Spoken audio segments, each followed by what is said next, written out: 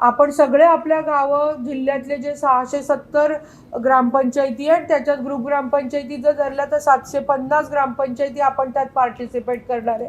आणि जसं हागणदारी मुक्त गाव करताना आपला जिल्हा करताना आपण एक एक अधिकारी प्रत्येक गावाला अलॉट केला होता, जो बघायचा की तिथं टॉयलेट बांधले जात आहेत का नाही.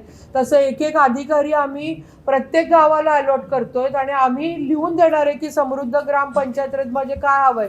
त्याच्यात एक आम्ही पॅरामीटर मला सांगायला आवडेल ते 2 जे माझ्यासाठी खूप महत्वाचे. त्याच्यात हे पण असणार आहे की इंजेक्शन गर्भाशयाचं ते घ्यायचं वगैरे. पण एक गोष्ट महत्वाची की 7 ते 9 प्रत्येक गावामधले टीव्ही बंद होणार, भोंगा वाजवला जाणार, सगळ्या गावातले टीव्ही बंद होणार आणि मुलांनी अभ्यास करायचा. मग त्याच्यामध्ये जसं सकाळी गुड मॉर्निंग पथक असायचं की टॉयलेटला कोण बाहेर जात नाही ना, तसं कोणी टीव्ही चालू करत नाही म्हणून आमचं हे बघायचं पथक असणार आहे. आणि आम्ही मोठ्या मोठ्या ग्रामपंचायतीमध्ये स्टडी रूम राखून एखादा शिक्षक तिथं देऊन होमवर्क करायला किंवा अवांतर वाचन करायला